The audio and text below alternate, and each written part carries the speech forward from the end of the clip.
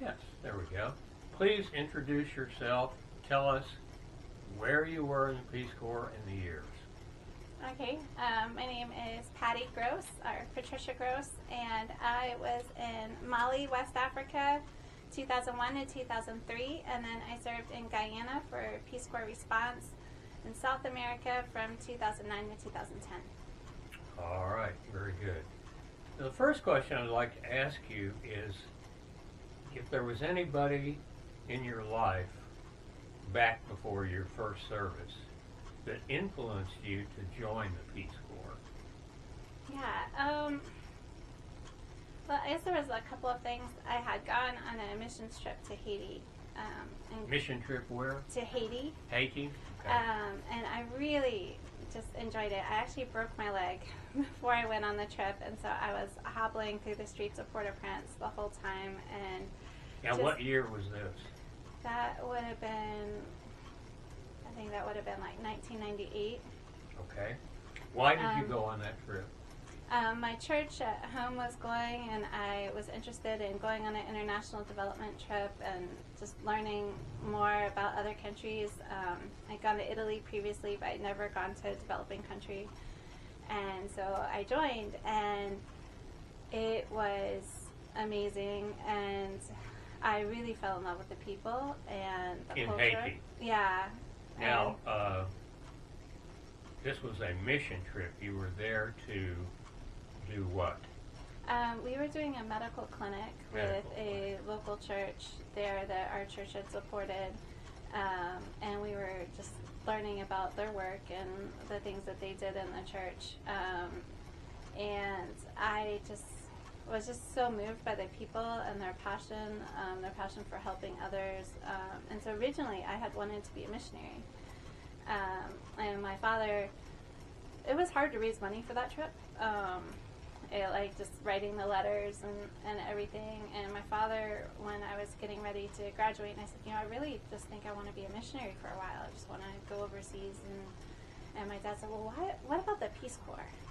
And I hadn't really thought about it before. And had you heard of it? I had heard of it. Okay.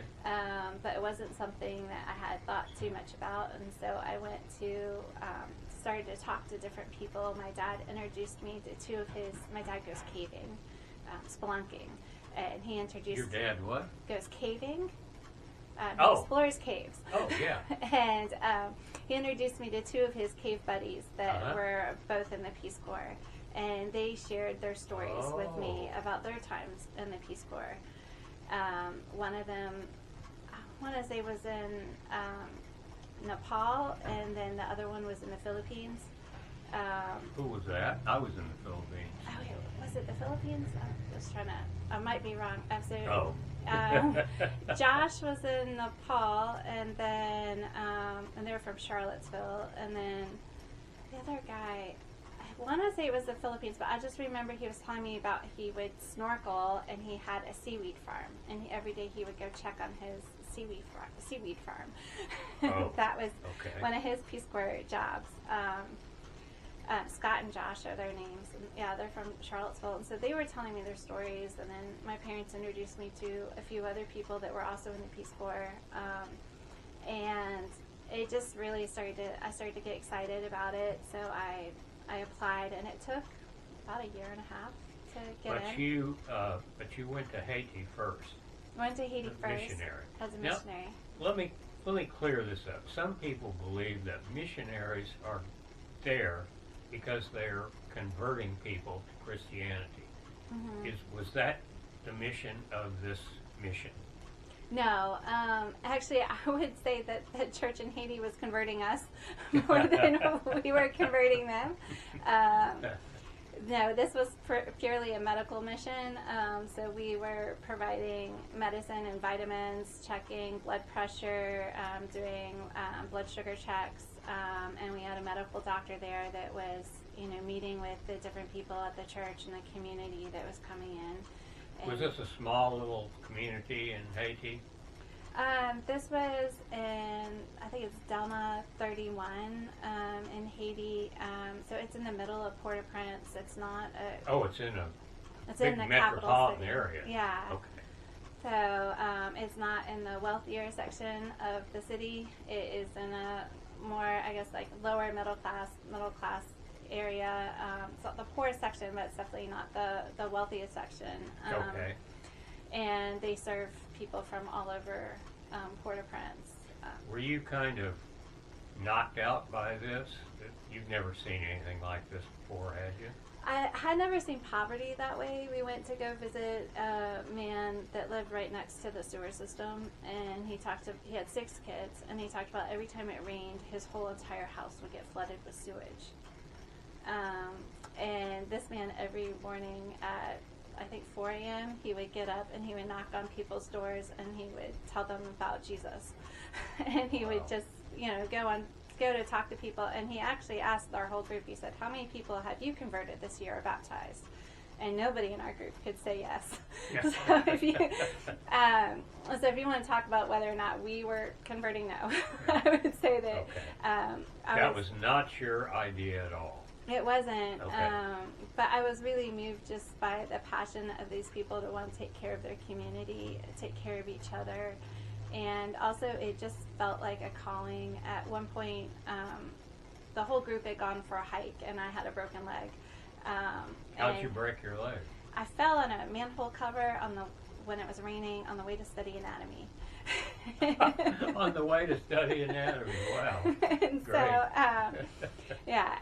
I broke the larger bone in my shin, and at first I was on a whole cast, and I got it moved to a half cast so I could go on the trip. But I was severely hobbling. I couldn't go on the hike, and so I ended up going to go visit a medical clinic called, I think it was St. Joseph's Medical Clinic, kind of in the above the hills of Port-au-Prince.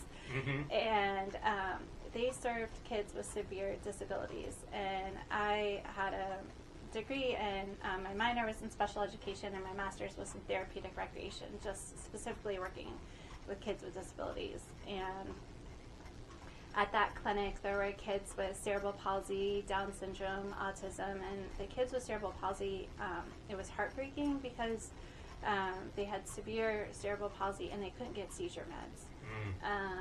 And I was so moved at, one, the passion of the people working there, but also just, that these kids really needed help. They needed medication, they needed services. I mean, there weren't wheelchair ramps in Haiti. There weren't like the accommodations that we have here in the U.S. And it just really gave me, I think that was where it all started. Just really this heart for like, hey, I want to do something. I want to do something that matters. Absolutely. So you were galvanized at that point. Yeah. And you'd heard about Peace Corps, and you talked to these former Peace Corps volunteers. Mm-hmm. So you applied right away then? I did. So I applied when my senior year, towards the end of that year, I started applying for Peace Corps.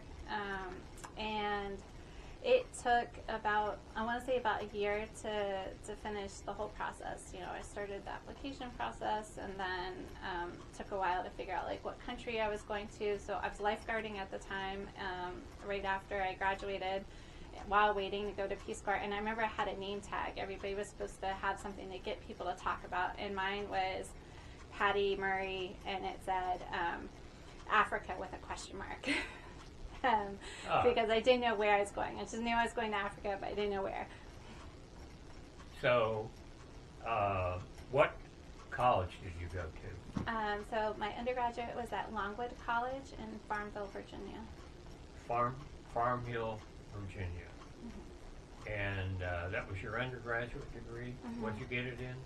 I got it in therapeutic recreation, which is using recreation to help people mentally, physically, spiritually, emotionally, and psychologically. How did you ever get into something like that as a major? So originally I was getting my master's in special education, and the reason was because I had been coaching Special Olympics. I coached Special Olympics in high school for swimming, and I loved working with people with disabilities. And as I got further into the program, I started to realize, like, I didn't really want to teach. Like, that wasn't my passion. It was working with people with disabilities, and I loved playing sports with them and activities. And so then people in my school started talking about, what about therapeutic recreation? I think that is more of a fit for you, like that you aligned with it better. And so I took a couple of classes and I fell in love with it. I was really, really passionate about it, and so I decided to switch my major, and so I switched to therapeutic recreation, and I kept my minor in special education because I had already really met that. I was almost ready to graduate with a bachelor's in special ed. So I switched it, which meant that I graduated a half year later. But well worth it. Yeah, it was well worth it. I really liked it, and it was more in line with what I wanted to do. So. Mm-hmm. Okay, so when you were talking about Peace Corps and you thought you would apply, did you tell your friends about this, and what did they think?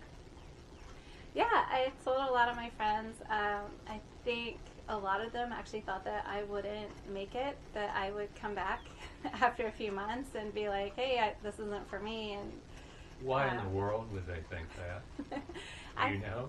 I have no idea, but I think they thought like that, that it would be too hard for me, or that that it wouldn't be what I wanted. But it was actually exactly what I wanted, and I loved every minute of it. Well, were you kind of buoyed up by their skepticism about you having the right stuff? Not really. I think I'll show you.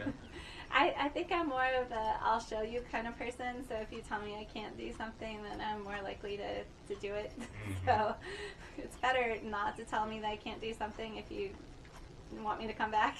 Yeah. Well, did you say a year and a half the process took? From the time you applied to the time you were in it?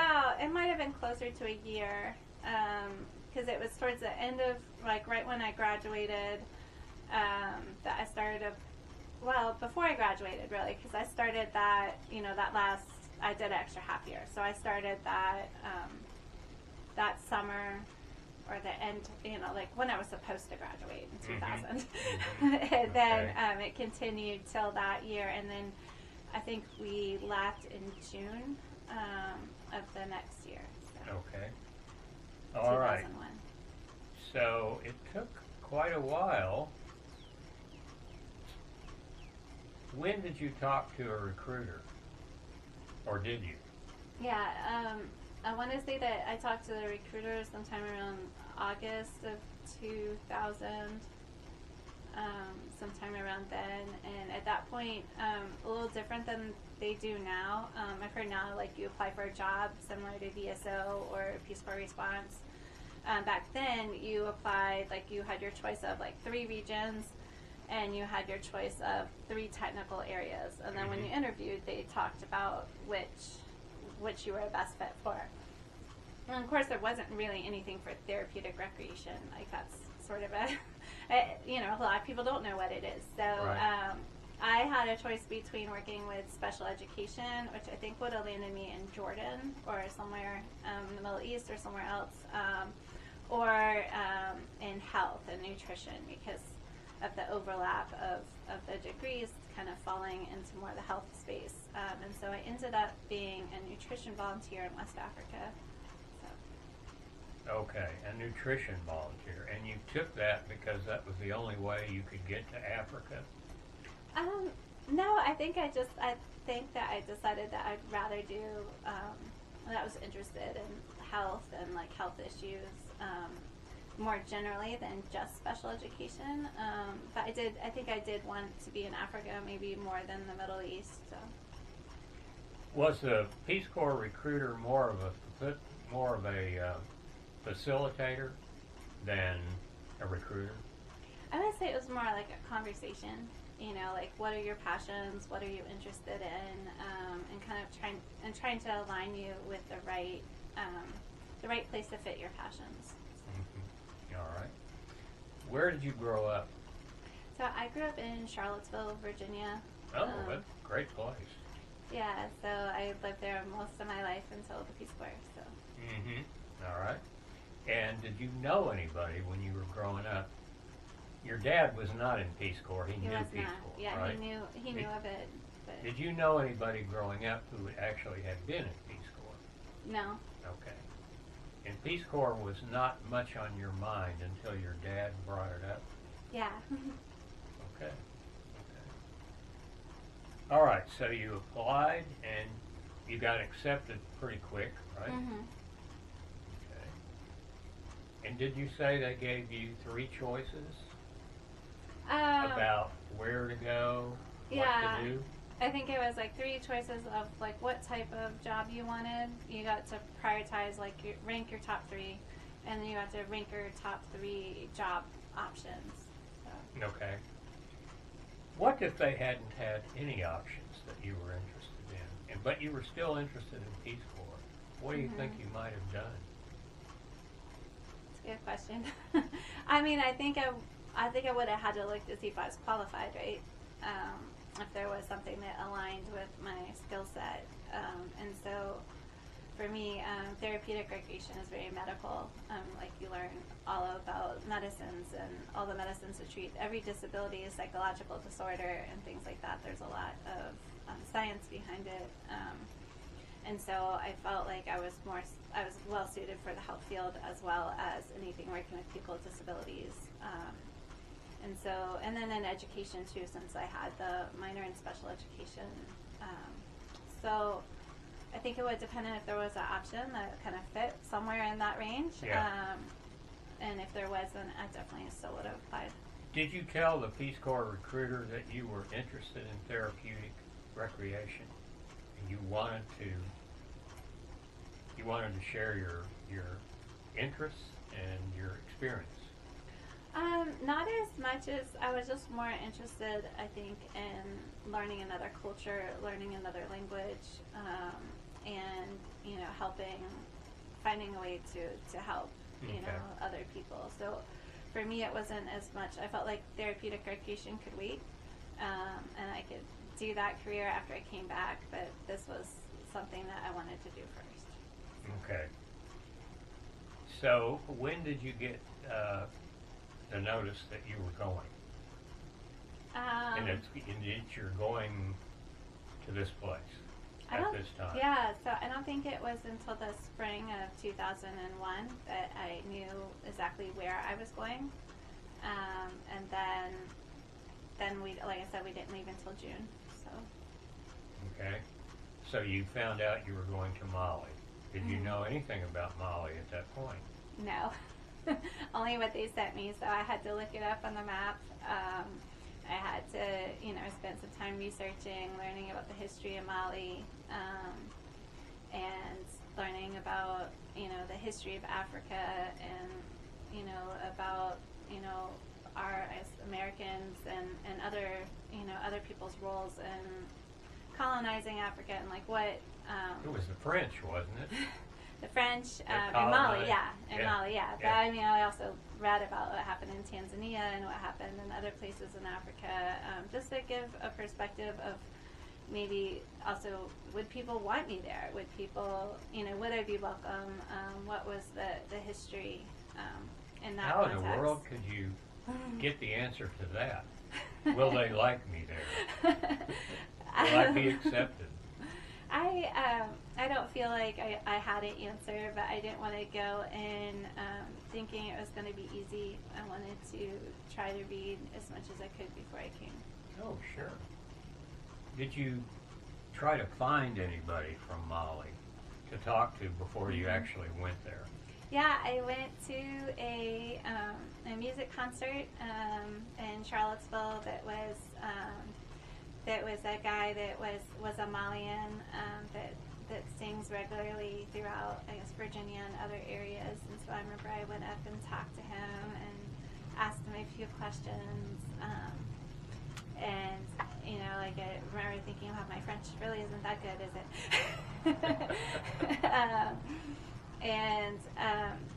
I tried to talk.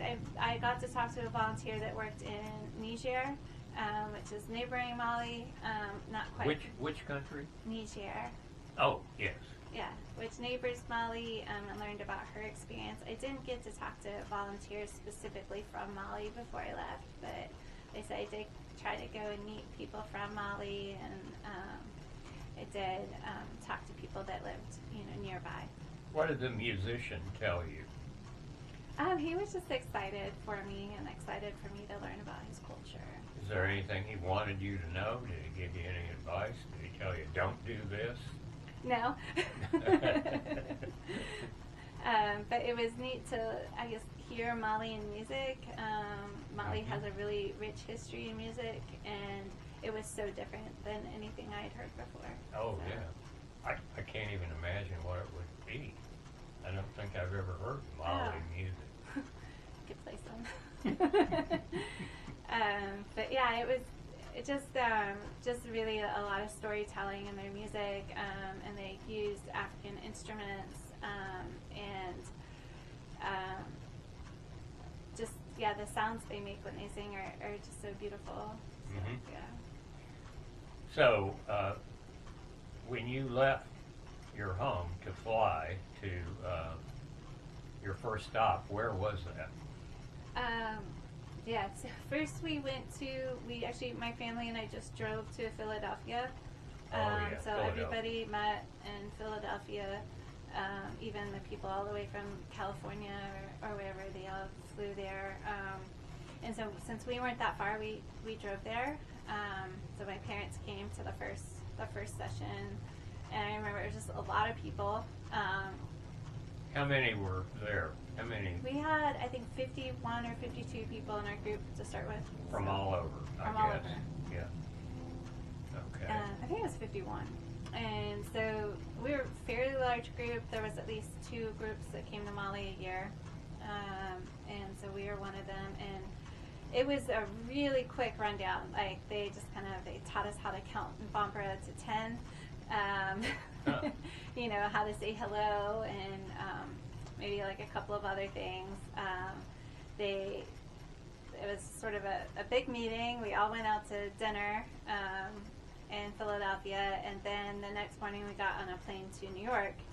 Oh, no, first a bus to New York. So we took a bus to New York, and then we stopped off and got shots. We all got vaccinated. Lots of shots? Lots of shots. And so before getting on the plane, they stopped, and we all got a bunch of shots, and then we went to the airport, and that was before 9/11, right before 9/11, and so I remember it really vividly because my boyfriend at the time actually met me at the airport, and he watched my plane go off, which, at the time I guess I was very sad to leave and saying goodbye to him, but excited to where I was going. Yeah. And so that was the last person who has ever watched me get on a plane and leave in that manner. So. Your boyfriend at the time. At the time. Okay. No longer.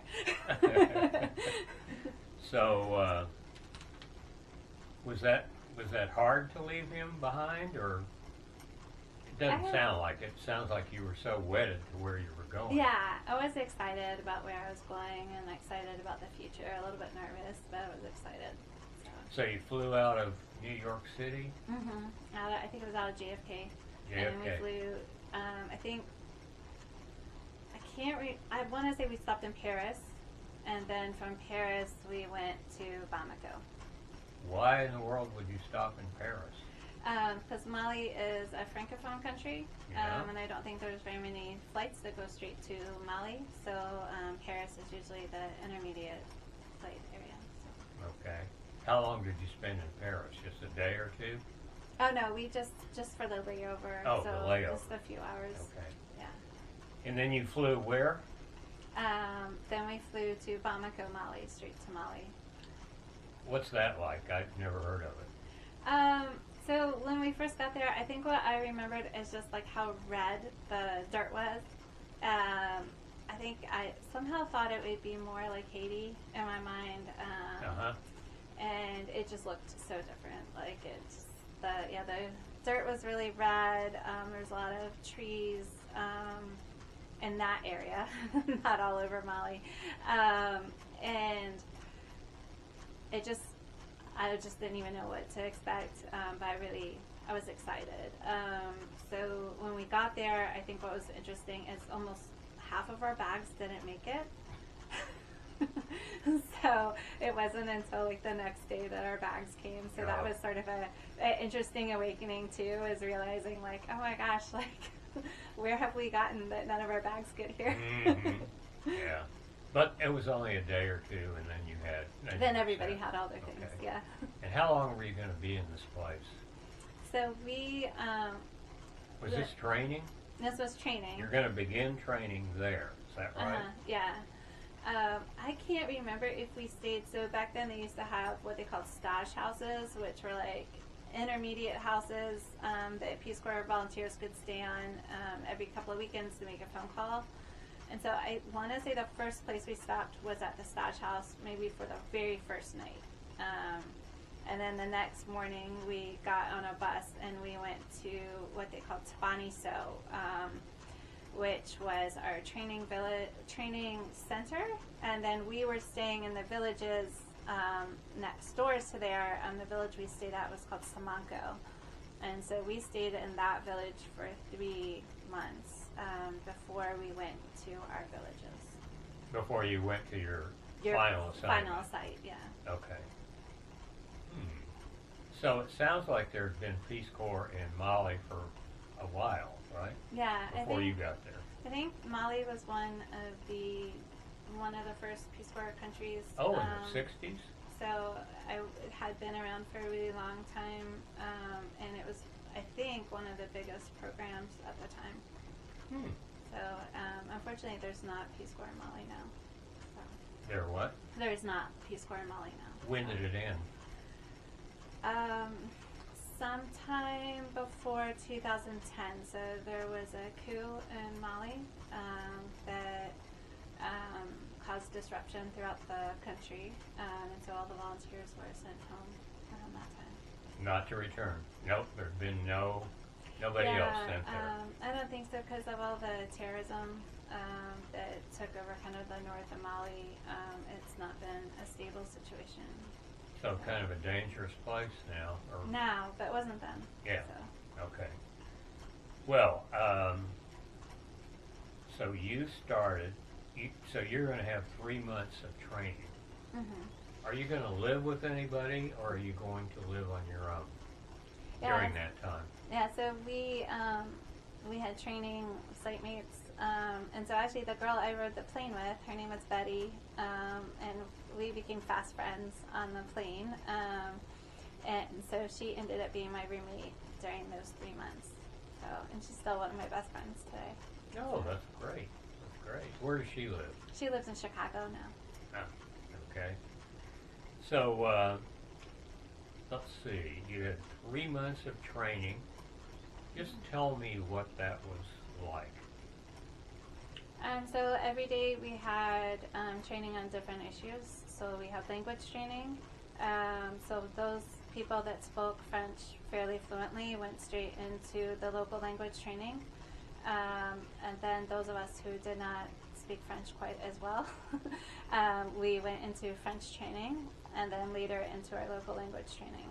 Did you speak any French at all before this? Yeah, so I had taken French in high school and in college. But in high school, I did 3 years of French. And then in college, I did 2 semesters, I guess the equivalent of 2 years, but 2 semesters in French. But I never really got past level 2 or 3. I was not, I could write it, I could read it, I wasn't that good at speaking it. And funny enough, after doing Peace Corps, I would say I got better at speaking it, and now I have trouble writing it. I can still read pretty well, but... Uh-huh. So you can carry on a conversation in French now. Yeah, I can. I would say I still struggle with the grammar and some other things. And so over the years, I occasionally go back to taking lessons to get better or try to tune back into that. So. Okay. So you learned more French during training. Mm-hmm. Significantly more, or was it just kind of a little transition phase? I think it was it was pretty intense training. We also, though, had like cultural training that we did every day, and then we also had health training about all of the sicknesses and illnesses and different things you could get in Mali. And so that was a pretty intensive. And then we had technical training. So whatever your sector was that you were going to be supporting, then you had training on how you were going to do that and what that would entail. What was that for you? For me, I was a nutrition extensionist, so I learned a lot about maternal and child health, about breastfeeding, about how to weigh babies, and check for the upper arm and middle arm circumference to check whether or not they were malnourished, and look at those scales. I learned a lot about waterborne diseases, where they come from, and a lot of this stuff overlapped with what we were learning also for our own health, right? So there was a lot of overlap on the sicknesses that the kids could get and that we could get. So was your idea here that you were going to be an educator? You were going to go into a community and educate people about these issues that are so important?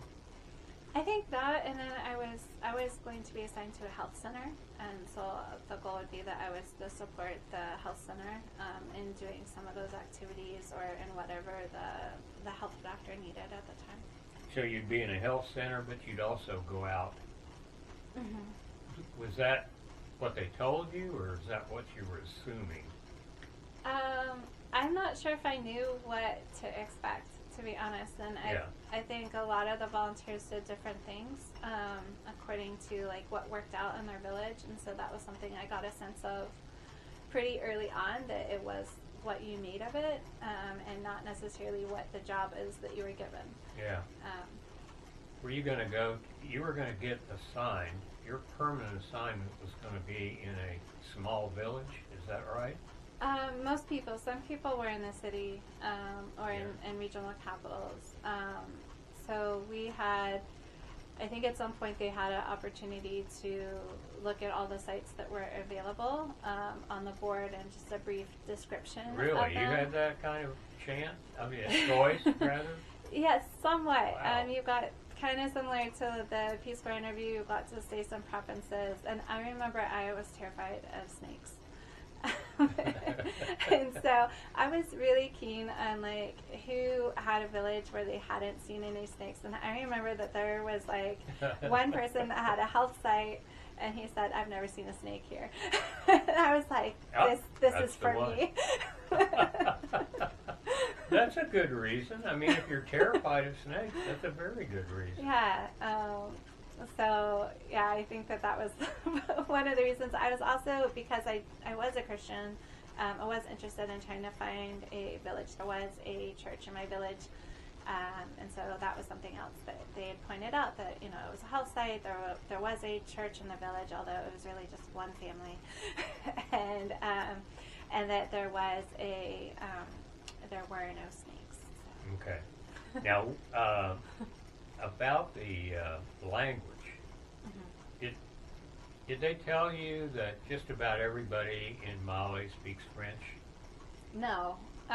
So basically, Mali is French is most people's second or third language in Mali, and so a lot of people speak whatever the local language is in their village, maybe a couple of different local languages, and then they speak French. And so French was really more, there were people that would speak French if they'd done any kind of schooling.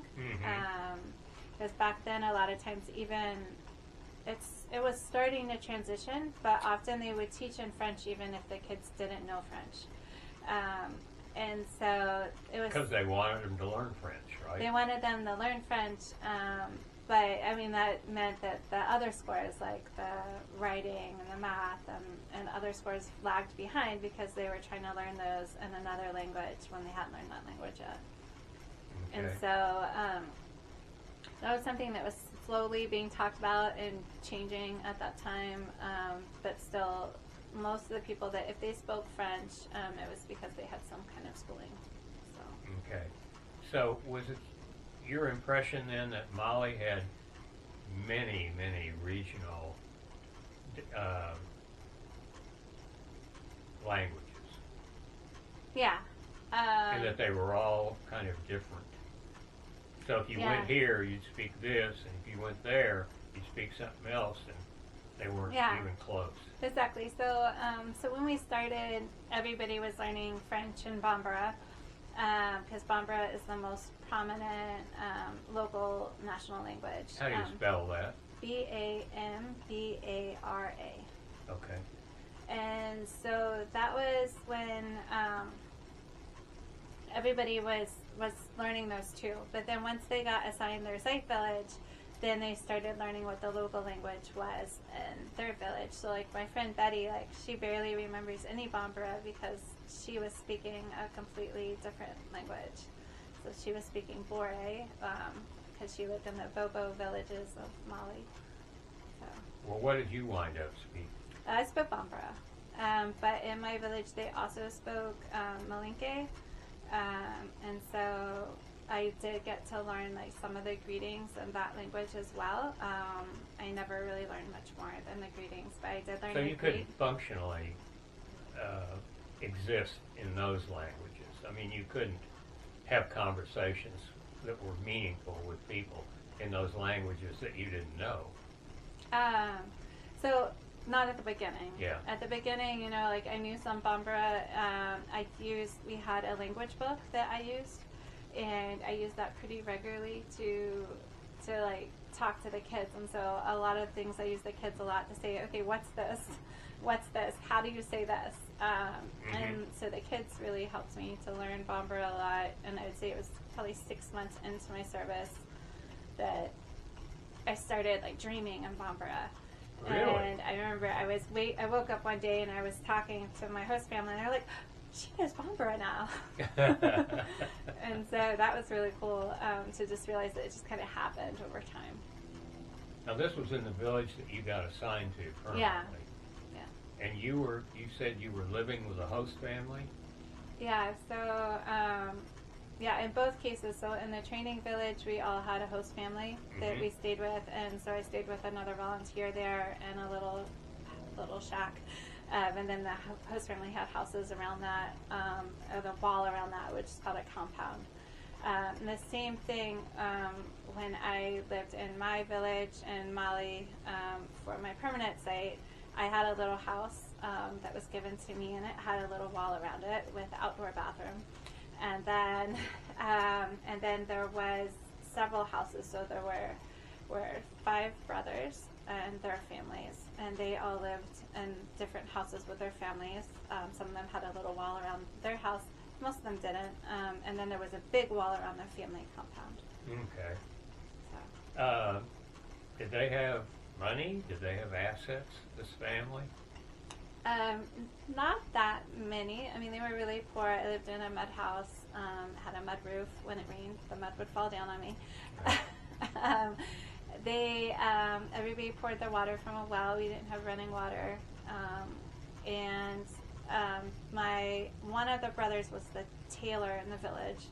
And so he had his own shop, and sometimes he was doing okay, and sometimes, you know, he wasn't, but he had a fairly good supply of business. And then What was his business? he was a tailor. Tailor, So he was okay. sewed clothes and made the dresses for all the different events and things like that. I wouldn't say he was an amazing tailor. You know, if I wanted to get something made, often I would go to the regional city to get it made rather than him. But he was all right. He got better throughout my time too. And then the rest of them were farmers.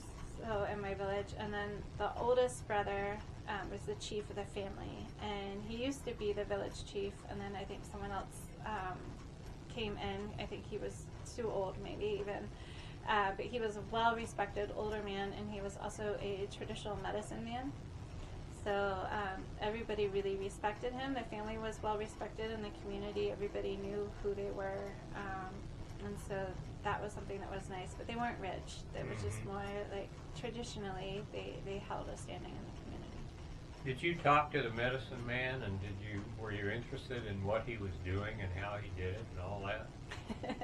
Well, so one time I got really sick. It was after Ramadan. I'd been in Mali for a while at that point, and everybody was, celebrating this feast and eating together. Well, so in Mali, most people don't wash their hands with soap. I had been there for a while, and I thought, I'm not going to get sick anymore. I've been here for a while. Yeah. And so we're all eating, and so at those meals, everybody eats out of a big bowl. And when they wash their hands, they wash their hands in dirty water, really. Rinse the water over their hands without soap, and then they eat with their hands. And so I ate with everybody else for many meals that day because there were many meals across the day. And that night, I remember just looking over at my host father, and I would sit with him outside the house and sit with his kids and all the other kids and his wife and everyone. And I was just like, it's really cold. And he was like, nope, it's not cold. I was like, well, I better go home because I don't feel good. And so I went to lay down, and I started going to the bathroom back and forth. And your bathroom was a hole in the ground. Hole in the ground. Right?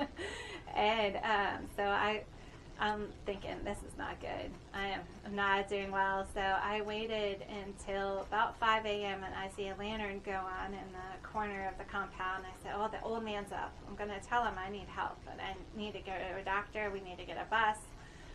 And so I go over to him and I'm like, listen, my stomach hurts, my head hurts, I don't feel good. And he's like, I've got something for you.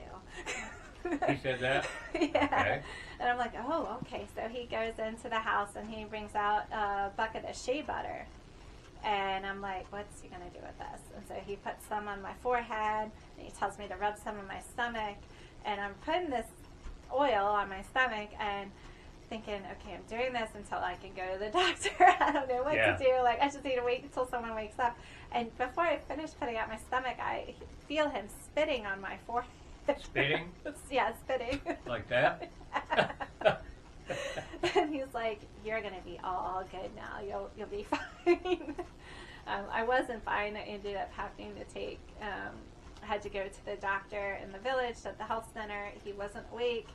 So they told me to come back later. I had to walk all the way back to my house, which was like about 3/4 of a mile. I was not in good shape. Yeah, not good. As soon as I get back to the house, somebody comes over in a motorcycle and says, he's awake now.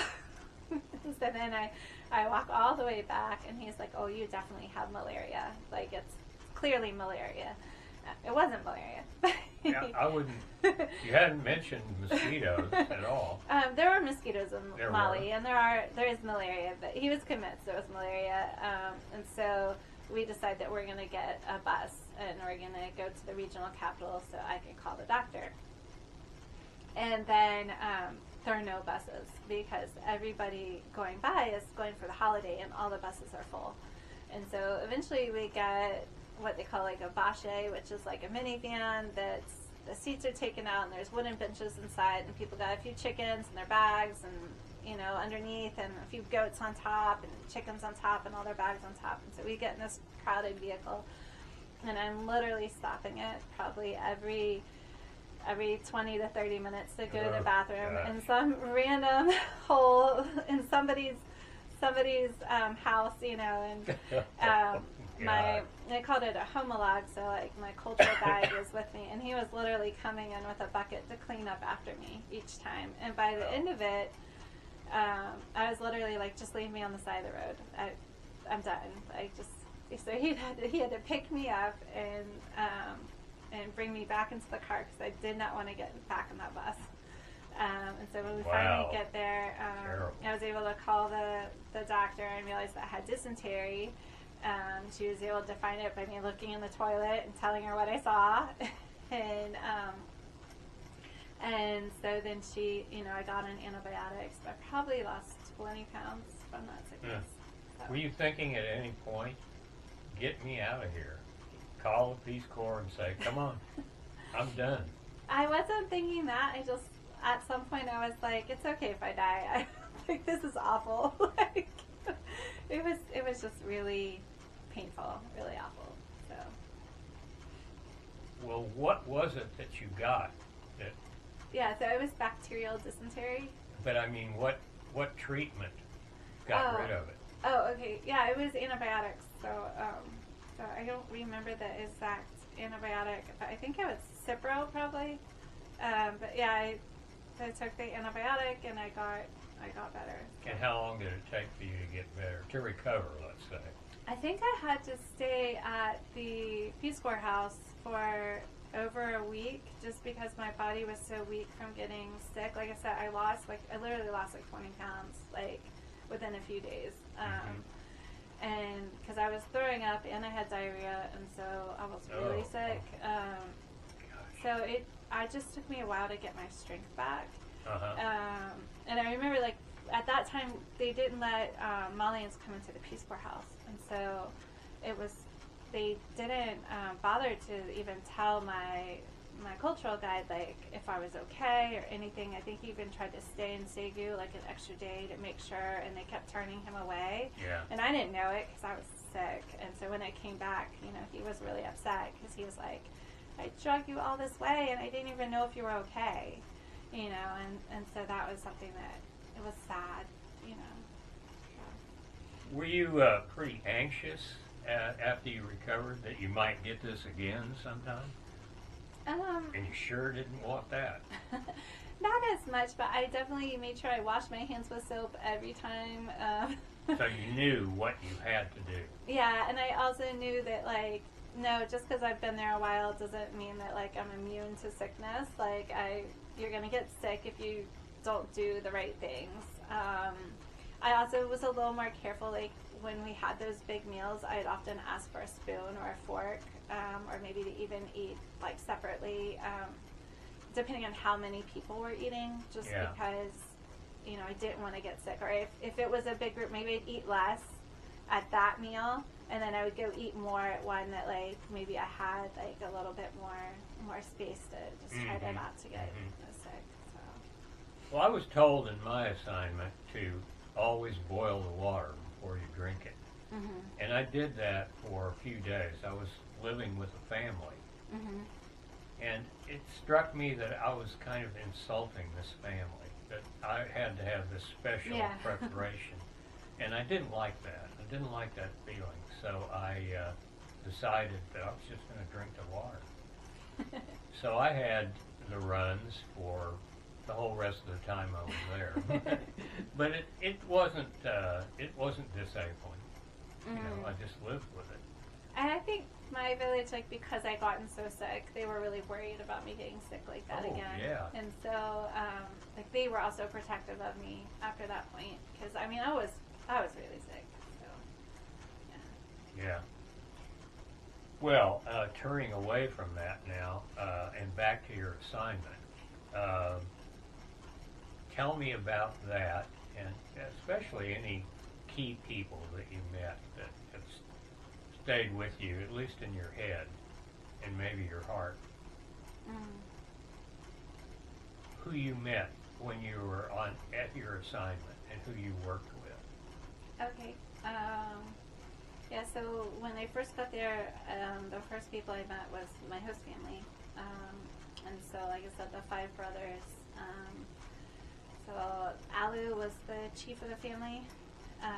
Bazumanu was one of her brothers, and then there was Brahma and Drummond and Bakari and Sadu, and all of their wives and all of their children. Did you get along with all of them? Everyone except for Bazumanu. What was the problem there? Well, at some point later, I found out that he and his son had been breaking into my house and stealing things. Ooh, well, that would do it. But I think even from the beginning, I didn't get, like, the best feeling from him. Like, he just seemed a little off, the way he looked at me, the way he acted. Like, I never really felt as comfortable with him. But his, I liked, the rest of his family, and even his grandson that I think snuck into the house. I mean, I liked the kid, I just didn't trust him after that, Yeah. So, but everybody else I really, really liked. Bakari and his wife Fanta became really my host family within the host family. So they were who I ate with every single dinner and breakfast. So I would go over to their house to eat. I ended up eating most of my breakfast and lunch at my house, like cooking for myself, and then eating dinner because I found that I did not like the food as much as I had hoped. They ate millet, morning, noon, dinner, and snack. What is millet for people that don't know? Yeah, so they're the little white balls that you see in birdseed, similar to sorghum, I guess, in its look. In terms of the green, if you've ever seen sorghum growing, it's kind of in the corn, sorghum, millet family. They're kind of all in that same green family. And they would grind it up into a very thin powder and make a paste out of it, and they called it tow. And then they usually served it with an okra sauce that had maybe some dried fish in it, and so it was green and slimy, and it had the dry fish, and then it was like this consistency of like the mixture of like sand and Play-Doh. Kind of, and that's what we would eat most meals. Some people really liked it. So I would say so then I had a host mom who, that was, sorry, now I'm forgetting, so there's Bakari, Drummond, so Drummond's wife, Awa, she would bring me warm water every morning. So she, every morning she would come and she would say, Chibi Negana, which means there's water in the bathroom. And so she'd wake me up with that saying. She'd say, good morning, there's water in the bathroom. So she'd bring me a hot bucket of water every morning for me to bathe with, and she also washed my clothes. And you paid her, right? I would buy, all she asked for was soap. Like she asked me to buy the soap, so I would buy her soap. And I would buy her, and I usually bought her powdered soap and the hard soap, and so that was enough for her to also wash her clothes. Well, I was going to ask you this anyway, but I had to pay my host family. Did you not? I did not have to pay them. Because they provided my meals and a place to sleep. So that was the agreement with Peace Corps that if they wanted to volunteer, the village had to provide the house. Now, some people would pay for like the meals or the clothes washing, but that was not something my house family wanted or expected. And so they did all of that themselves. Now later, like I said, I didn't love the food. So later, I think I asked my host mom if she would start making me some rice pudding, and so then she was like, well, then you have to buy that. So. And that you said gladly, right? Gladly. So that was towards the end of my service. I had lost so much weight. How much? So I went in at 145, and I came out weighing like 120. Yeah. So I looked good. But you didn't feel good? I felt healthy towards the end, but I was starting to get hungry. And so towards the end of my service, I was ready to, eat a little bit more. It was probably to my detriment, because then I came home and ate too much and gained weight. but I think after 2.5 years of just not having like a regular meal, I was ready to eat more. So it was really only those last like 3 months or so that I started asking her to make something additional, because I was starting to get a little more hungrier. But I would, but the volunteer before me, he ate every meal with the host family. And he became Malian in every sense of the word, except for that he was white. Like, so he slept on the floor on a mat. His name was Matt. He didn't have a bed. Like a bed frame. He just like put a mat on the floor and slept on it on a rice mattress. And he stayed where you did before you got there. Yeah, he spoke the language fluently, and he even spoke Malinke. Get out of here, Matt. Malinke fluently. Get out. And like everybody loved him. Like he was just part of the village. So like my whole time there, I was always compared to him, or there was a girl before me, before Matt, that actually stole money from the village, or something happened where she did a solar panel project, and before she quit Peace Corps, the solar panels never got installed, or got stolen, and money got taken, and nobody knew where the money went, and nobody knew why they didn't have solar panels for the pump, but they knew that she quit. And so if I was doing something well, I was compared to Matt, and if I was doing something bad, I was compared to her. So a good role model and a bad role model. Yeah, but when I first got to my village, even just for the initial site visit, so we went for a weekend, or a week, I think, just to see your village and then go back to training, and then came to that first time I went. I just remember, like, I'm not going to be him. Like, there's no way I could be him. The first night we slept there, I was struggling with the food. I was like, oh my gosh, I can't eat this 4 times a day. And then when we slept there at night, cockroaches were crawling on me at night, and I think I heard a mouse, and I was like, this is not going to work. Like, I am going to have a mosquito net. I'm going to have my own mattress. He told me the reason he didn't have a bed frame was that it got ate by termites. So I was like, I am going to get a metal bed frame then. I am not sleeping on the floor. Right. And so I think one of the first things I realized was, like, how important it was to define your own boundaries. And I realized very quickly, like, how much I didn't need to be happy, but what I did need to be happy. So for me, it was like, I needed a metal bed frame. I don't know why that was important, but I wanted that. I built myself a bookshelf. I like books, and so for some reason having a bookshelf made me feel very comfortable. And I had a cot with another mattress on it that made it look like a couch, but it was also a place where my friends could sleep, or whoever could sleep when they came. And those things, I didn't need anything else. Like, that made me feel very comfortable. But those things, for whatever reason it was, like, somehow that was enough. Yeah. But without that, I felt very uncomfortable. Like, sleeping on the floor with the cockroaches, like, it just wasn't going to happen for me. So. No.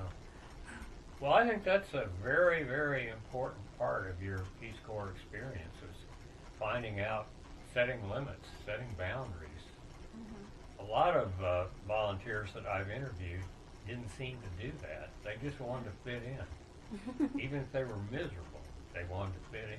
Well, and I think that it was really interesting to just see what those boundaries were for different people, because clearly there were some people that could live with less, right? And then there were volunteers that I saw in the regional capitals or other places that had so much more, to the point where it was, like, excessive. Like, it was like they never had enough money because they used all the money Peace Corps gave them, and they were using money from home to fill that gap, to make them comfortable. And so for me, like, it was good to just see that, like, okay, I'm not here, but I'm not here. I'm somewhere here, you know. Like, I usually didn't have a lot of money left at the end of the month, but I wasn't using money from home either. So. What did you spend your money on? So for me, I would spend my money on pasta and oatmeal. We often made, like, our own version of macaroni and cheese with Laughing Cow cheese and garlic powder, salt, taco seasoning if someone mailed it to us. And when you say us, who do you mean? Who is the us? other Peace Corps volunteers, like, you know, Were they packages. all right there with you? No. So in our region, I don't know how many volunteers were in our region, but we had a regional house, and then we actually had, like, one like sub-regional house that wasn't as close. Like, it wasn't really. I didn't go to that one as often as I went to the regional house, because it was kind of neither here nor there for me. And at the regional house, is that where the boss lived? No, that's just where Peace Corps volunteers could go for the weekend, so they could call their family. So, so I would also spend money on, like, the internet cafe at the regional, in the regional city or in the other city, so I could write my parents and I would spend money on like maybe going out to eat when I'd go to the regional city, like, or I'd go swimming or something at like one of the local hotels there. And then just maybe on like vacation every once in a while, like to go see a friend or go to a different part in Mali, if I could. That was kind of what I used. It wasn't a lot. Like we weren't given a lot of money. It was to live at like kind of the lower middle class level, but it was enough to live off of. But like if you did other things, like that stuff was pricey. So at the end of the month, you would wind up with very little. Very little, yeah. But that didn't matter. It didn't matter. It didn't. You weren't in I didn't debt. need it. No, I wasn't in debt. And so, yeah, but if you wanted to call home, you would go to the regional capital and you would send a email. You would go to the internet cafe and you would send an email, and it probably cost you like $5-10 equivalent of that to do the email. And then you would say, hey, Mom, Dad, call me at the Stage House at this number tonight. And so they would call, and then you would have your phone conversation with your parents. And then you would say, by the way, can you call John's mother at this number and tell them to call the house? And so your parents would call John's mom, and they would have their own conversation with them about their son's Peace Corps volunteer experience and yours, and they'd compare notes. And then they would call his mom, and then they would call somebody else's mom and someone else's mom. And so that's how you would get your phone calls. So. Okay. Well, that worked. That was a good system. What were you accomplishing during your time there? I mean, did you have accomplishments little by little, or did you get all of a sudden a revelation? And what was that? What was that like? Yeah, so I was assigned to the health center, so the Centre de Santé Communautaire, which is the community health center, and the head nurse, his name was Nyas. He was kind of more of like a politician than, I mean, he was a nurse, but I mean, he always wanted to be in politics. He was not super easy to get along with, and he was just challenging, I think. Was this ego we're talking about here? Yeah, he had a lot of ego. He also kind of lived at a different standard than everyone else. Like he had a refrigerator, he had a solar panel, he had a TV, color goodness. TV, like things that other people didn't have. I know those don't sound fancy, but in my village there was just a couple of people that had TVs, so it was a big deal if you had a TV. It was even bigger deal if you had a refrigerator with a freezer. And so they just kind of lived a little bit differently. And from the get-go, like he kind of separated out, well, you're not a nurse, you're not a doctor, so you're not going to help with having babies or like doing these things, which, I mean, that's fair, right? But I think it was hard because there were some volunteers that were helping do everything, right? And I was kind of interested in learning a little bit of everything. Couldn't you have told that guy, look, I can learn? Yeah, I mean, I tried. So initially I wasn't really clear, okay, well, what am I supposed to do, to help him? He doesn't seem to really want my help. Immediately I was asked if I could teach English at the school because they didn't have an English teacher. Did he ask you about that, or was it somebody else? No, just the village. And I said, well, I'm really here to teach health. Like, like that's what I'm here. I'm a nutrition volunteer, so I will teach English if you let me teach a health class to the kids. And so for the first year, that was really what I did more than anything, was I taught in the school. I taught English twice a week, and I taught health twice a week. Where'd you get your material to teach English? I just made it up. I made it up right here. Yeah, and I tried to use also like the Bambara language book that Peace Corps gave us, and my experiences in French class. I kind of go off of that to really teach them more conversational English and how to pronounce things. But you had to start from scratch. Yeah. Did you go to Peace Corps and say, hey, do you have anything? Do you have a syllabus, or do you have a textbook, or do you have I anything? didn't. No, I just did it. You just thought, I can do this. Yeah. I'm a good English speaker. I know English. Yeah. I can teach it. Yeah. Okay. I mean, that probably would have been the wise thing to do, but that's not what I did.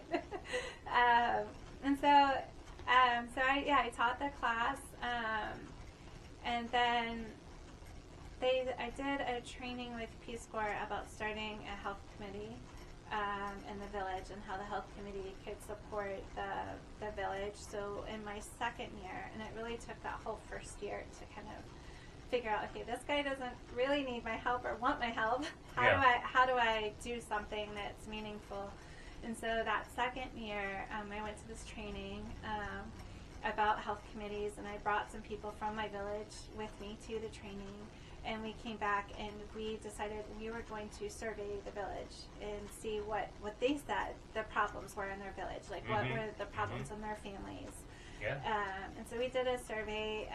So some of the major problems were that there were several people that had different problems with their eyes, and a lot of that was from vitamin A deficiency. And so we realized, like, you know, nutrition is a big thing in the family. Most of the people, so you have these outdoor, don't have a cement floor, although they should. A lot of them have a mud floor, so that's one thing. You know, bacteria can spread. But then, when you go to the bathroom, a lot of the dirty water was going out into the street, which was causing mosquitoes problems and just bacteria and flies.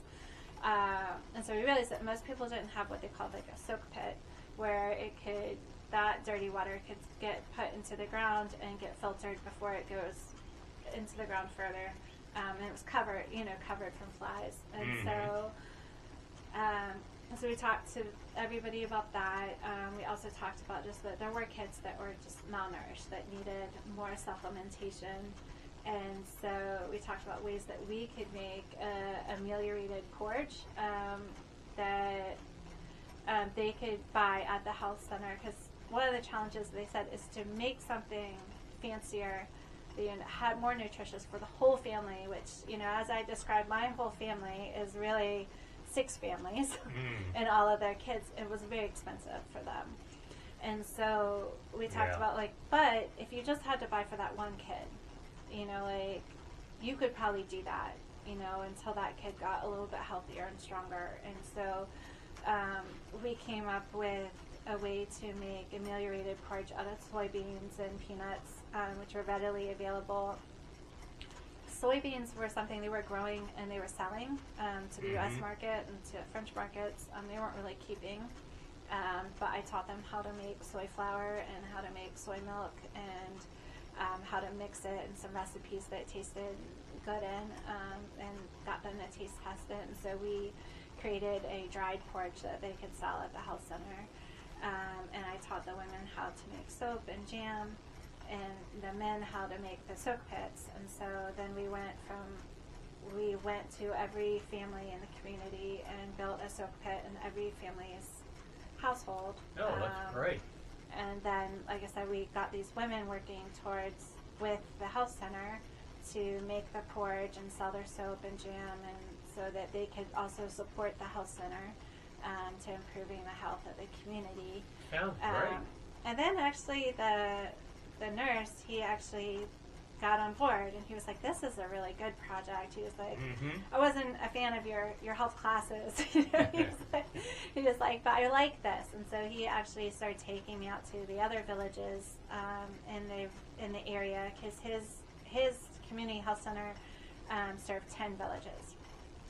And so we started going to the other villages and started talking to them about having a health committee and how do you set up one, and what are some of the activities our health committee does. You would take people with you who would tell them, this is a good deal, you need to listen to this. Yeah, right? And so he would take me and we would go out and we would teach about that, and so that was exciting.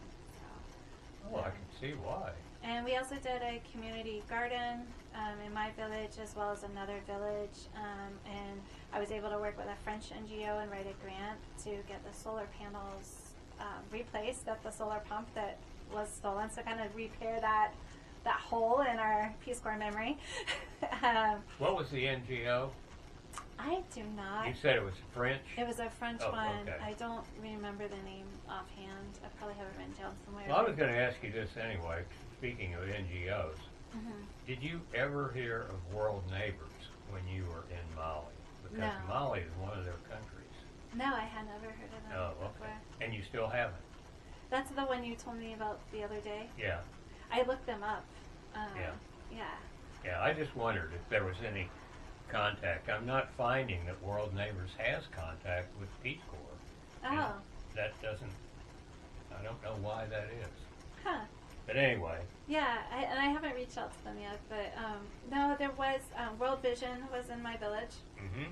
and so with one of the gardens, we partnered with World Vision and we wrote a grant to get that garden funded, as well as I think the garden in my colleague's village, and then Did the gardens do well? they did do very well. I think the challenge really is the fencing, even the water and the fencing, right? Well, I was going to ask about water. So the fencing is difficult because it just constantly needs to be repaired, and it's expensive to fix. Yeah. The goats are just vicious. Like they want to get in there. They want to Right, get the food. and they will. And they're not contained, and so it's hard sometimes to keep the goats and the cows from getting into the garden. But it was successful. I think it was something. Both of those are still probably ongoing with the garden committees. Oh, wonderful. And they did really well. And then the water pump is something that we put in a few different measures. So back then, people were actually stealing.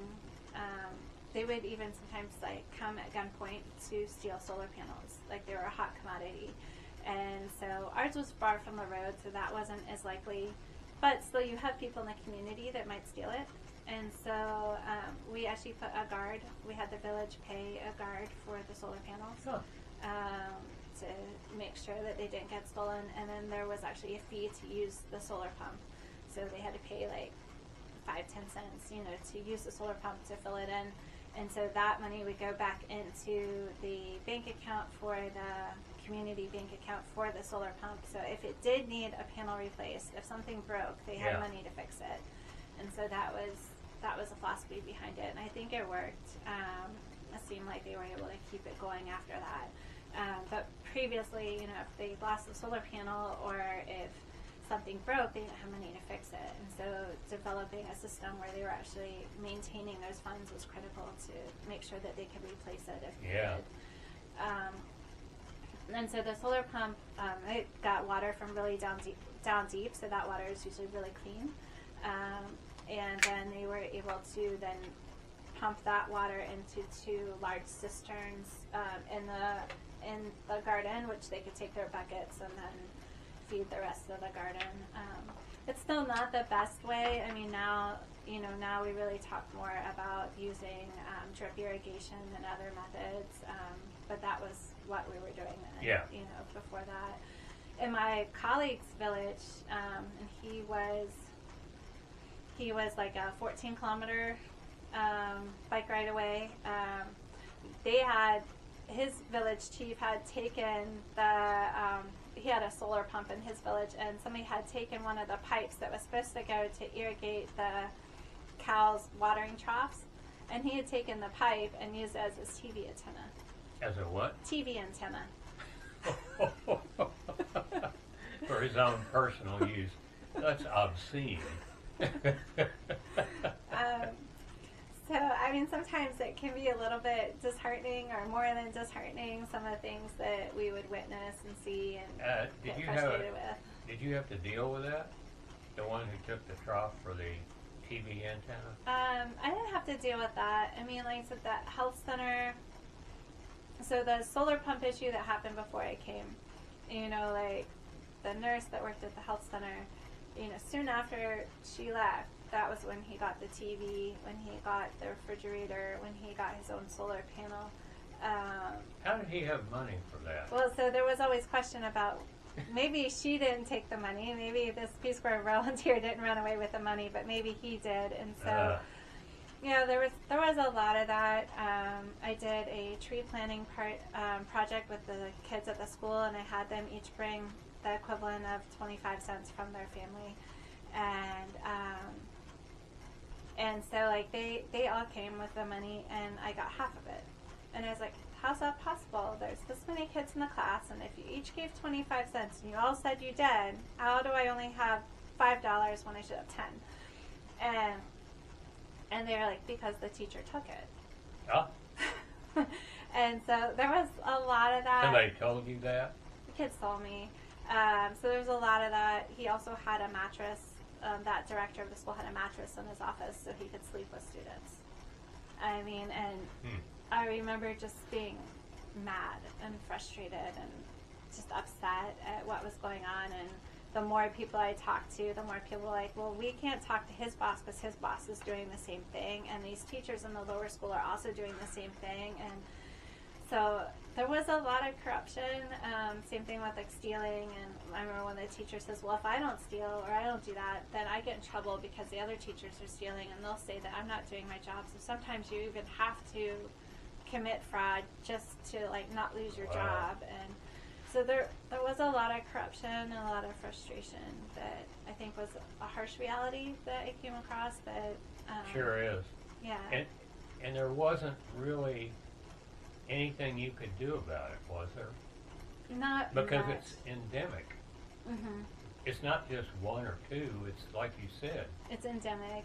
No, I couldn't do much about the situation with the school. I did have Peace Corps come and confront him about the money for the trees, and he ended up giving the money back for the trees.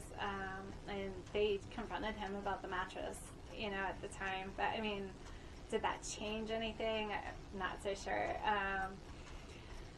I remember there was a time in my village where young boys were raping girls at night. They would walk along the street to get street food, and they would call the girls over to the side of the road and attack them.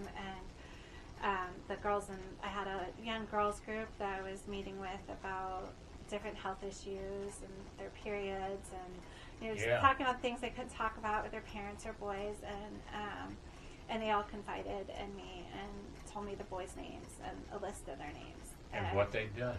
And what they'd done. And I started, asking a few moms and people, and they said, yeah, that happened. I said, well, why aren't you doing anything about it? And they're like, we can't do anything about it.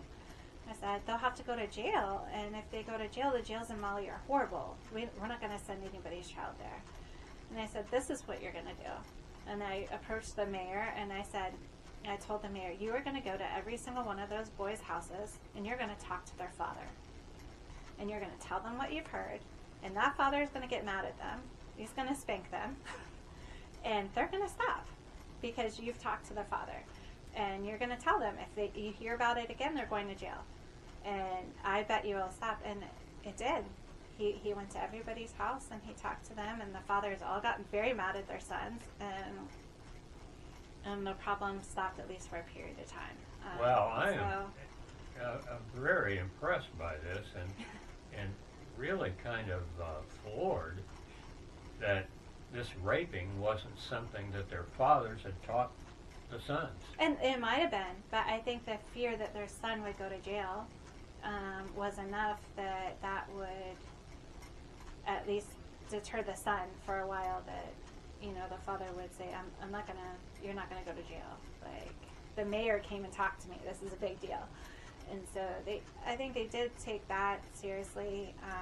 When you came up with this idea, did you bounce it off anybody before you went with it? I mean, I guess there was a tree in my village that everybody hung out in front of the mayor's office, and they would just talk about different issues. And we talked about all kinds of controversial issues, because at the time, like, World Vision had a big anti-female circumcision, huge poster right in front of the mayor's office. It was an ugly poster. And so everybody would, ask me questions. I guess I was the person that asked controversial questions too. And so, because they wanted to know what my response would be, and these Yeah. were more educated people in the community, and so we would talk about we'd have very frank discussions about, you know, things that normally people don't have frank discussions about, things like female circumcision and, like you said, things that were happening in the village, and so I guess together with the mayor's office and with the people that were kind of around there, you know, we were able to kind of come up with that solution together and agree upon it. But I mean, I think it was something that I kind of came up with, and they accepted, which was surprising, but I felt like it. I mean, Molly jails are horrible. You don't want to send somebody there, but then that's not acceptable. There has to be a punishment. So. Absolutely not. No. So. Were people getting?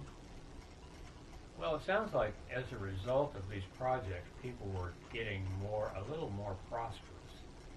That they had a little more money than they had before, some more assets than they had before, because the beauty of it was that it's all sustained, right? Mm-hmm. It's not just I think that it was successful in the short term. I think the challenge that they have is that there are so many projects, right? It's not just Peace Corps, it's whatever organization is working or whatever, you know, I think that's always the solution. Hey, community, what can you do to fix this problem? Which is great. That's what you want. You want the community to do that. But at some point, it's like community overload. They can only do so much, and they're still trying to feed their children. And so I think for even some of those projects, I think the garden is still going. I think the health committee might get together occasionally now, because now we have WhatsApp. You know, I hear occasionally what's going on. Well, this is more than 2 decades later, so that's real sustenance. But I would say a lot of things do kind of fall by the wayside just because other projects come and take their place or other priorities. And like I said, there are a lot of pulls on that community. Just like, you know, here, you know, if you have kids, you've got to go to so many different things. Well, it's the same thing there. They've got a lot of groups kind of pulling on them to do different things, and they can only do so much. So. Well, it sounds like you did so much good during your time there that you must have given some thought to extending for a 3rd year, did you? I did. I actually had planned to extend, but I had a traumatic experience towards the end of my service that made me want to go home. So. Can you share that with us? Yeah. Okay. Sure. So I had 2 site mates near me. So one that was about 5 kilometers away, one that was 14 kilometers away, and I would see them, and I say site mates, they're Peace Corps volunteers. I'd see them probably twice a week. Once a week we would get together just to have lunch, and on Saturdays we would... You're talking about other Peace Corps. Other Peace Corps volunteers. And on Saturdays we would have market day together. We'd all meet at the local market at the volunteer that lived in the market town's house, and we'd have lunch and we'd hang out that whole day. And then if they ever needed to go to the city, they would leave their bikes at my house and catch a bus from my house. So I saw them pretty often, and they became like family to me. We always hang out together, and occasionally if I was lonely, I'd get on my bike and just ride to their house to just, you know, have time, or likewise. Yeah. And towards the end of my service, my colleague Zach committed suicide.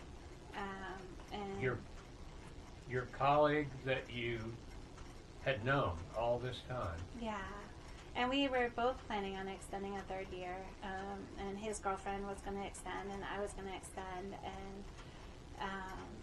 and it was towards the very end of our service. I think we were supposed to leave in November, and it was in July that he passed away. And so the last... And there was no sign whatever that... Not really. He was like the most admired person in Peace Corps. Like, he was extremely good looking. Wow. He could speak Bomber and French perfectly.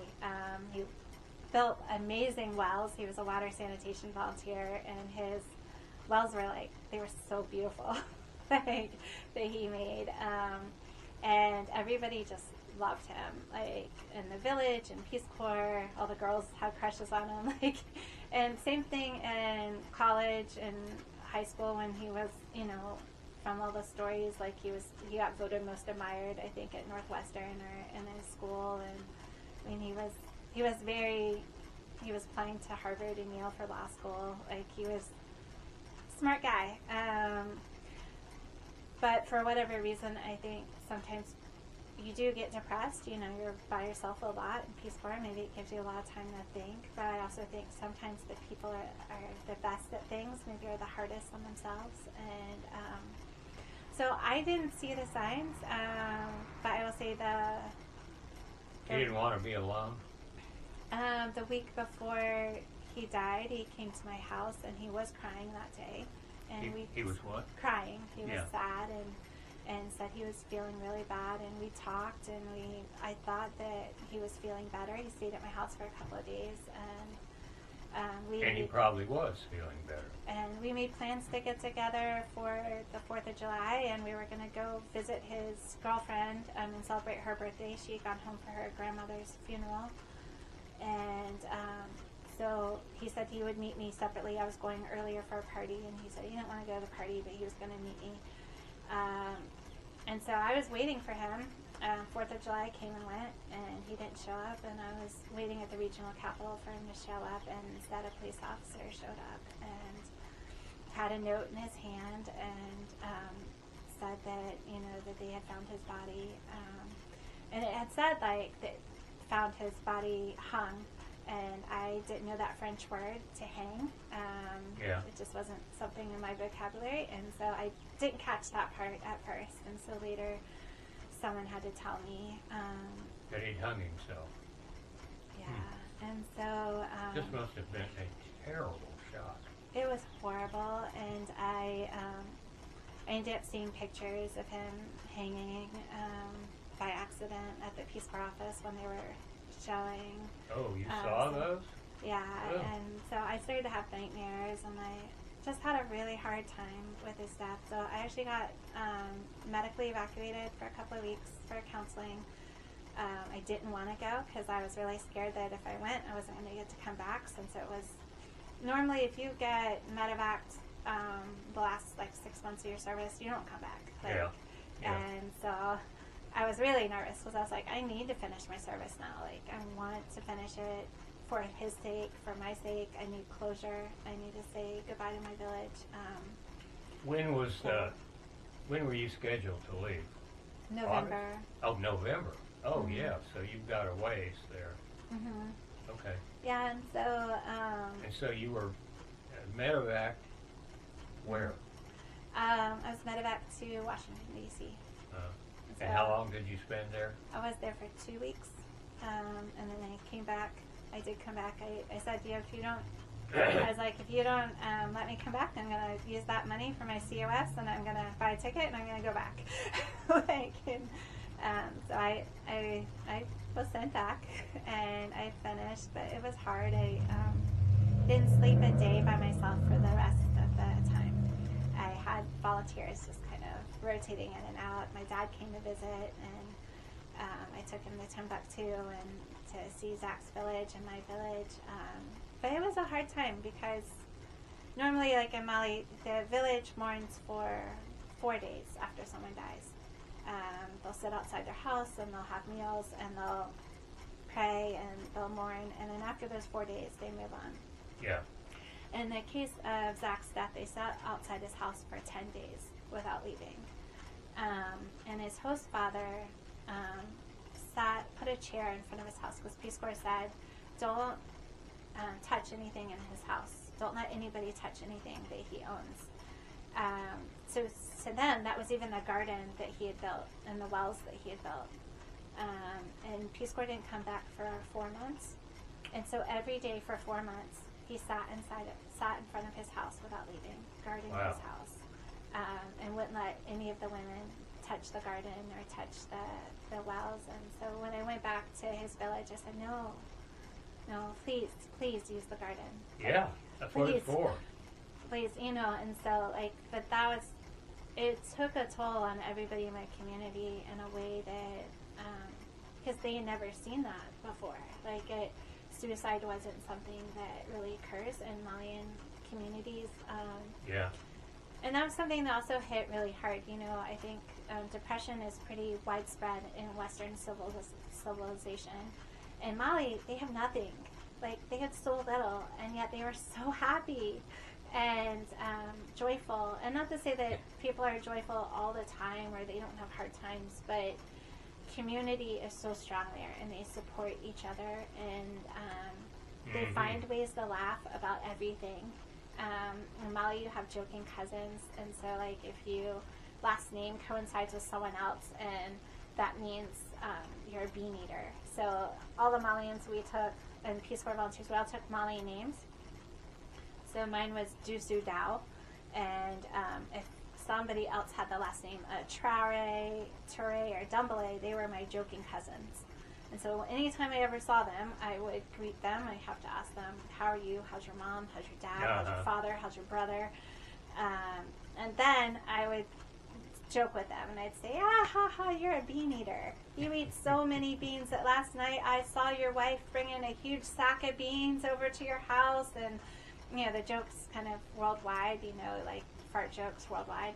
And so you just joke back and forth about the person being a bean eater, and you laugh. And no matter how many times you've heard the joke, you still laugh. And Sure. And so there, it just the idea that this Westerner that had everything, that looked good, he was happy, he was, you know, had his health, he was well loved. I just didn't understand it. And it is hard to understand. The only thing I'm thinking now is that this depression was just endogenous in him. You know, it wasn't anything that was brought on by where he was or who he was with. No, I think later they said, like, his mom read his journal, and his mom talked to me several months after, and she just said that at one point he was just writing a list of all the things he felt like he wasn't good at. And the funny thing about the list was he was exceptionally good at all of the things he wrote down. But he was writing this list, and he was like, at the end of it, he says, I don't even know why I'm writing this list, except I can't think of anything else to do.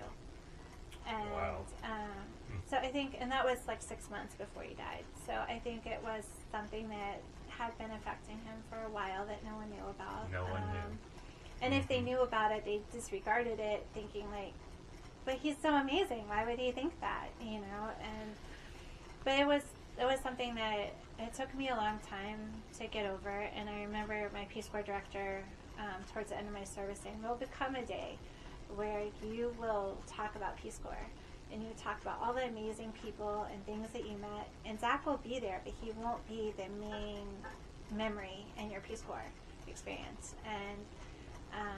And he's not anymore. Not to say he's not really important, and it wasn't a huge influence. He was one of my best friends when we were there. He felt like a brother. And it took a long time to deal with those things, but now he's one of those many wonderful memories, and his death is only part of those memories. Oh yeah, and that's the way it should be. Yeah. But it had quite an impact on the time that you had left in Mali, right? Yeah. You had like 4 months. 4 months, and Were you able to get things done? I was able to get things done. There were some things, my garden project that didn't fully get finished, like some of the fencing and for the garden, and then also there was a sign that they made for the village for his that honored Zach, like it had his name on it. They put the date of his death wrong on it, and so like I tasked another volunteer, can you please fix this? Yeah. Yeah. But it just kind of made me laugh because I felt like it was like true Malian style that, you know, something wouldn't quite be right. I felt like he might have been laughing about that. But yeah, I felt like I was able to get things done, and I was able to go back and get the closure I needed. And I felt like if I had just left after all of that happened, I would have just never felt like things were solved. And I was really glad that I was able to go back. But I didn't do the third year. it just didn't seem like something I could do at that point. I wanted to go home after the 2 years and 3 Okay. months. And you did go home. Mhm. And what was in your mind at that point? What did you want to do? So I figured that I would go back and do therapeutic recreation. You would what? My undergraduate degree, so I would get a job in therapeutic recreation. Yeah. And so I went back. It took a few months to get a job. I also just wanted to kind of decompress a bit after I got back. So initially we traveled. So my friend Betty and I, the one that I did training with, and I flew over to Peace Corps with. Yeah. We left together, and we flew to Thailand, and then Korea, and then I flew to Hawaii after that, and then I came home, and so we traveled. Wow, what a great trip. It was a good trip. And so she stayed in Korea a little bit longer because her family is from South Korea originally, and so she stayed with relatives after I left, and I went to Hawaii and stayed with my brother who was stationed in Hawaii, and also visited with some Peace Corps volunteers that were living in Hawaii at the time. Oh. And then I came back, and it was a good trip. It was a good way. I sort of budgeted. I said, you get this like $7,000 at the end of service, and so I said I can use like 4 of this or 3 of this to go travel the world, and so we bought some really cheap tickets, and we traveled on a budget, and it was great. I think we stayed on a beach hut in Thailand for like $3 a night. Sounds great. It's perfect. Yeah. Well, so where were you going to live when you got back?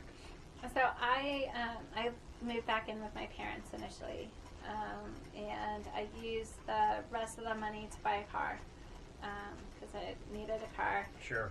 So I put a down payment on a car, and I started applying to jobs. But like I said, because of everything that happened, I wanted a little bit of time to just spend time with family, to kind of get my own mental health kind of back on track. And I ended up getting a job in Virginia Beach at a psychiatric hospital for children as a recreation therapist. They were all male sex offenders, so they were boys ages 10 through 22 who had committed a sex crime, and I was the recreation therapist for them. And I loved it, and I thought what was really neat is all the interviews I went to after Peace Corps, I spent most of the interview talking about my Peace Corps experience, as opposed to like other things. Like people were really interested in my time in the Peace Corps, and I really felt like it was a really important stepping stone for that beginning time of my career. So it was a transformative experience in your life. Yeah. It sounds like you were headed that way, but Peace Corps magnified it, enlarged it, expanded it. Yeah. And so I did that for a few years, and then decided I was going to go to graduate school after a couple of years of kind of, I would say, working in the trenches in that hospital. Yeah. And then I went to graduate school at New Mexico State University in Las Cruces. They had a Peace Corps Fellows program, so that actually helped fund my graduate school, which was great because I wanted to get a master's in social work at the time, and I remember a friend telling me, if you're going to graduate school, they should really be paying you to go. You're doing them a service. Like, don't treat it like a job as opposed to like you paying lots of money and ending up in debt. And I thought that was great advice. Oh, I think so too. I think that's wonderful. And so I really sought out Peace Corps fellowships at all of the schools that I applied for. So with New Mexico State, I was able to get in-state tuition and a teaching assistant job. And then I also was able to get like a small grant scholarship. And so it was a really great place to go to school, and they actually had a dual public health social work master's program, and so I ended up joining that, and so I did 3 years at New Mexico. So then I was having trouble finding a job like everybody else in 2009, and so I started looking into Peace Corps response. I originally was supposed to go to Malawi. I think that job was more suited towards me. I can't remember exactly, but it was more like a HIV/AIDS program, public health, kind of more focused on education and prevention. And then for some reason that didn't work out, and I ended up getting a position in Guyana for a HIV/AIDS research program for the Ministry of Amerindian Affairs. I'm not a statistician. It wasn't quite the right fit. But it ended up being a really good opportunity to learn about a country that I don't know if I would have gone through otherwise. So. And how long were you there? I was there for 10 months. Is that the normal length of stay? And I think it's response? anywhere from like 6 months to a year. It usually doesn't go over a year, just because then I think you go into getting closer to like the length of Peace Corps. did you think at all, did you entertain the notion that rather than going to Peace Corps response at that time, you would just go back into Peace Corps and be a volunteer again? I had thought about that as well. And what? I think I had really wanted to, go ahead and start, I guess, earning more income. At that time I was in my 30s, and I was thinking, it's really time for me to get married, have property or whatever. I mean, all of those things took longer for me. but I really felt like I really need to find a real job. Hopefully this is not that volunteering is not a real job, but a paying job that was going to allow me some more income and independence. But it was something I considered, and I think even when I came back again, I thought about taking another response job, which would have been the equivalent of doing a full another 2 years. And Peace Corps response doesn't pay well, does it? It doesn't. I mean, in the sense that, so when you do Peace Corps, there's advantages to it. So Peace Corps gives you, when it defers all your loans. So I actually didn't really have loans after undergraduate, but I did after graduate school, because even with all those scholarships and everything, I still had to pay for books and I still had to take out student loans to live. So, yeah. So it would have helped in deferring the loans more, although I think it did defer for those 9 months. And then it also would have helped, so when you do Peace Corps, at the end you get the larger stipend, but then you also get non-competitive status, and Peace Corps response, you don't get that because you haven't served long enough. But what I found after Peace Corps undergraduate, with an undergraduate degree, the non-competitive status wasn't as helpful, because I still wasn't qualified for most of the jobs in my field, like at that point. Yeah. But if I had the non-competitive status after doing 2 more years of Peace Corps, then that would have really actually allowed me to get into a higher level job like at USAID or other places. Yeah. And so in hindsight, maybe it would have been wiser to have joined the Peace Corps at that point rather than doing Peace Corps response. But I enjoyed the time in Peace Corps response, because it is at the time, I think it differentiates from my previous Peace Corps experience. Now I think Peace Corps is a little more similar across the board to this, but Peace Corps response, you apply for a specific job according to your technical skills, whereas at the time when I did Peace Corps, that wasn't the case, right? You just kind of generally applied. And so that attracted me to be able to use my skill set towards a more specific area. And I think that also, I think that just having kind of that cohort that we're all they'd already done the Peace Corps together, because I think when I did Peace Corps response, what I found very quickly was that I didn't really fit in with necessarily the other Peace Corps volunteers. There was kind of a separation, like an unspoken separation, and maybe sometimes spoken, between the response volunteers and the Peace Corps volunteers. And so I think that I don't know, it could be difficult maybe to go into Peace Corps having already done 2 years and doing 2 more and kind of fitting in with that cohort. But then again, maybe not, because I mean, you have volunteers for all different ages and walks of life and all different experiences, and maybe entering in at the same time as them would have been the differentiating factor more, because Peace Corps response, you're not entering in with a large group. You're just entering in when you enter in. Yeah, right. And so you're coming into a group that already has those friendships made, and so it's a little bit harder to make the same relationships that you do with others. Have you encouraged others or influenced others to join the Peace Corps? Yeah, so any chance I get to talk to people that are interested, you know, especially if I'm talking to another mom or even like a young person, and I tell them about my experience. I always tell them, hey, if you know someone, like, I'd love to tell them my stories. I'd love to share my pictures. I'd love to, just answer any questions they have. Do most of them begin the conversation by saying, what is Peace Corps? No, I feel like most people who have talked to me know what Peace Corps is. I think a lot of them are more wondering, like, well, what was it like? Who did you live with? Like, what resources did you have? And it is a bit interesting. I guess I always classify my experience as my first experience was like the last group without cell phones, and so I always say that, like, my Peace Corps experience is going to be a little bit different than yours was or would be, because I didn't have a cell phone. Yeah. And that I feel like in of itself made it a little bit different. I was very dependent on the other volunteers that were near me for emotional, like social support.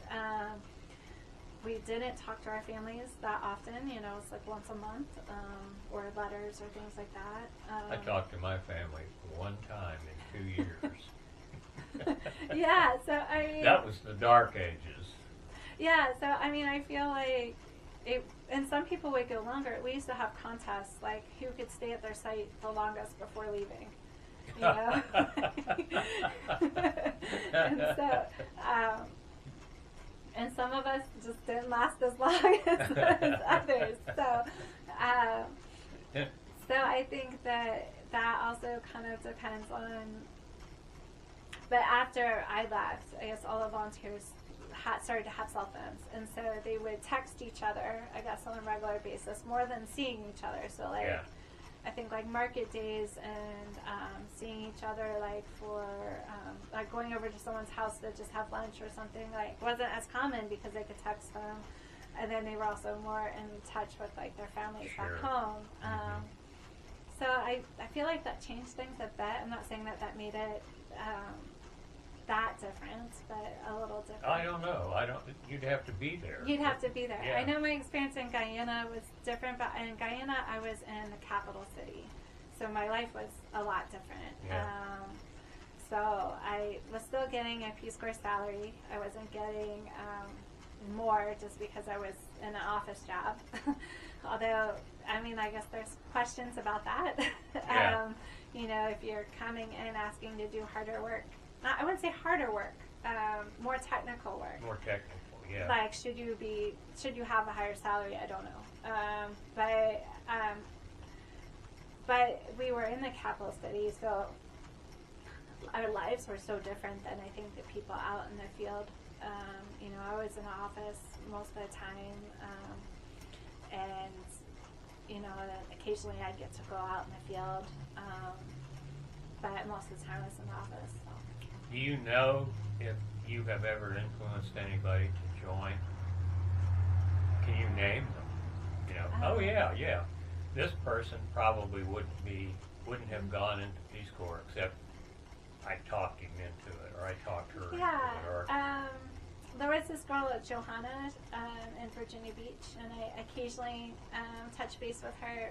She had wanted to join the Peace Corps. She wasn't sure, and so that was after I came back and I was working in Virginia Beach area at the psych hospital, and so I had started to forge friendships with hair braiding shops in Virginia Beach, because they were mainly staffed by West African women.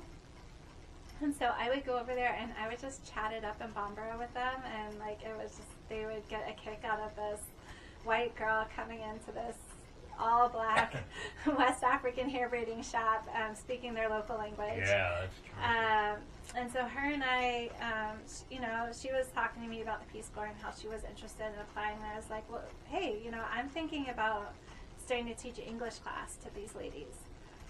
Because they want to learn English and nobody's there to teach them, and I speak the local language, so maybe you could help me out with this. And so her and I taught English at the hair braiding shop after they got off of work, to several ladies, and we forged these relationships with them, and she ended up doing Peace Corps Morocco. Oh, that's great. I wish that I could point to somebody that I had influenced and said, yeah, he got in Peace Corps because of what I told him. I influenced him, but I don't have anybody like that. I mean, I feel like a lot of the times though, it's more like people come to me, they've already been thinking about it pretty heavily, and then I talk to them about it. So it's not so much always somebody that is like has never thought about it before, but I do try to tell people about it and encourage people to go into the Peace Corps, because I really do feel like every part of my life, so right now I work in international development, I've continued to kind of stay in that field besides that period between ending Peace Corps and my graduate degree, where I was still in therapeutic recreation. Ever since then, I've really sort of more been on that international development track.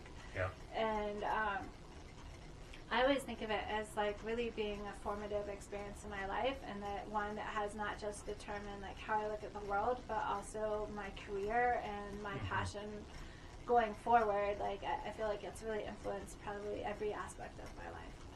So. All right. Thank you very much. You're I think welcome. that will, thank you very much for having me here today, and I really appreciate it. Thank you. You were a ravishing success. Aw, thank you.